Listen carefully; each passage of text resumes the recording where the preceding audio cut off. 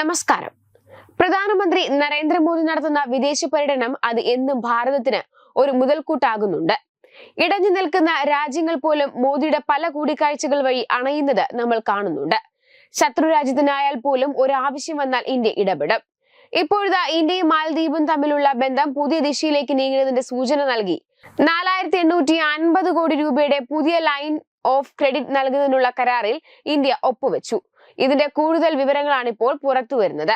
മാലദ്വീപിന്റെ 60ാമത് സ്വാതന്ത്ര്യ ദിനാഘോഷങ്ങളിൽ മുഖ്യാതിഥിയായി പങ്കെടുക്കാനെത്തിയ പ്രധാനമന്ത്രി നരേന്ദ്രമോദിയാണ് ഈ സുപ്രധാന കരാറിൽ ഒപ്പുവെച്ചത്.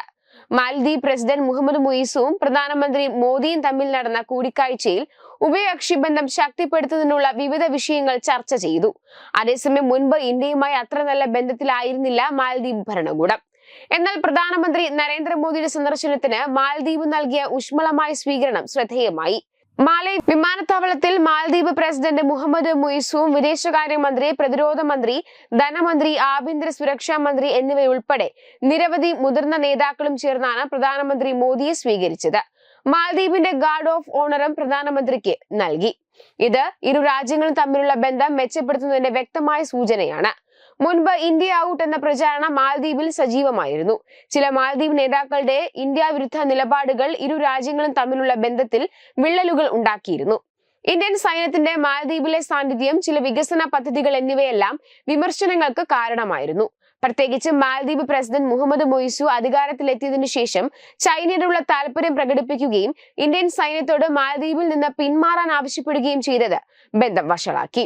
എന്നാൽ സമീപകാലത്തായി മാലദ്വീപ് ഇന്ത്യയുമായുള്ള ബന്ധം വീണ്ടും ശക്തിപ്പെടുത്തുന്നതിനുള്ള ശ്രമങ്ങൾ നടത്തുന്നുണ്ട്. സാമ്പത്തികമായി ഇന്ത്യയെ ആശ്രയിക്കുന്ന മാലദ്വീപിന് ഇന്ത്യൻ വിനോദസഞ്ചാരികളെ നഷ്ടപ്പെട്ടത് വലിയ തിരിച്ചടിയായിരുന്നു. ഈ പശ്ചാത്തലത്തിലാണ് പ്രധാനമന്ത്രി മോദിയെ സ്വാതന്ത്ര്യ ദിനാഘോഷങ്ങൾക്ക് ക്ഷണിക്കുകയും പുതിയ വായ്പാ സഹായം ഉൾപ്പെടെയുള്ള സഹകരണങ്ങൾ നടക്കുകയും ചെയ്തത്. അതേസമയം മാലദ്വീപ് ഇന്ത്യയുടെ സഹയാത്രികനാണെന്ന് പ്രധാനമന്ത്രി നരേന്ദ്രമോദി വിശേഷിപ്പിച്ചു. ഇന്ത്യയുമായുള്ള ബന്ധം ചരിത്രത്തെക്കാൾ പഴക്കമുള്ളതും കടൽ പോലെ ആഴമുള്ളതാണെന്ന് അദ്ദേഹം പറഞ്ഞു. പ്രസിഡന്റ് മുഹമ്മദ് മുയിസു ഇന്ത്യക്ക് നന്ദി രേഖപ്പെടുത്തി. ടൂറിസം, വിദ്യാഭ്യാസം തുടങ്ങിയ വിവിധ മേഖലകളിൽ ഇരു രാജ്യങ്ങളും സഹകരിച്ച് പ്രവർത്തിക്കുമെന്നും അദ്ദേഹം അറിയിച്ചു. ഈ സന്ദർശനം ഇന്ത്യയും മാലദ്വീപും തമ്മിലുള്ള ബന്ധത്തിൽ ഒരു പുതിയ അധ്യായം കുറിക്കുകയാണെന്ന് വിലയിരുത്തപ്പെടുന്നു. വെബ് ഡെസ്ക് തത്വമൈ ന്യൂസ്.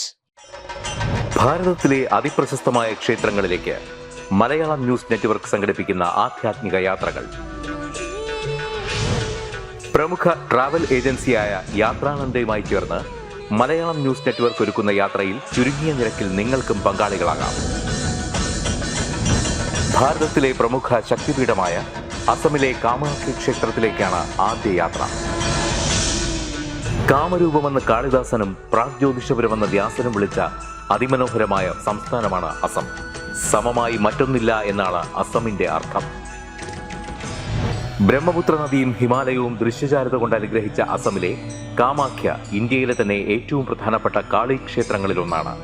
കാമാഖ്യ ക്ഷേത്ര സന്ദർശനത്തിനു ശേഷം കിഴക്കിന്റെ സ്വിറ്റ്സർലാൻഡ് എന്നറിയപ്പെടുന്ന മേഘാലയയിലെ ഷില്ലോങ് നഗരവും ചിറാപുഞ്ചിയും അതിമനോഹരമായ മഴക്കാടുകളും ഹിമാലയൻ കാറ്റ് ചൂളം വിളിക്കുന്ന താഴ്വരകളും മേഘങ്ങളെ ഉമ്മവയ്ക്കുന്ന ചെറുകുന്നുകളും കണ്ണാടി പോലെ ജലമൊഴുകുന്ന ഉമയാങ് നദിയും സന്ദർശിക്കുന്നു. ജീവിതത്തിൽ ഒരിക്കലെങ്കിലും കണ്ടിരിക്കേണ്ട ഈ അത്ഭുത ലോകത്തിലേക്ക് നിങ്ങളെ സ്വാഗതം ചെയ്യുന്നു. വിമാന ടിക്കറ്റും ചിലവുകളും ഉൾപ്പെടെ 65,000 രൂപ ചിലവ് വരുന്ന ഈ പാക്കേജ് 59,000 രൂപയ്ക്ക് മലയാളം ന്യൂസ് നെറ്റ്വർക്ക് നിങ്ങൾക്ക് ലഭ്യമാക്കുന്നു. ആദ്യം ബുക്ക് ചെയ്യുന്ന 5 പേർക്ക് 56,000 രൂപയ്ക്ക് ഏർലി ബേർഡ് ഓഫറും ലഭ്യമാണ്. കൂടുതൽ വിവരങ്ങൾക്ക് ഇനി പറയുന്ന നമ്പറിൽ ബന്ധപ്പെടുക. 8089001200 അല്ലെങ്കിൽ 7736549234.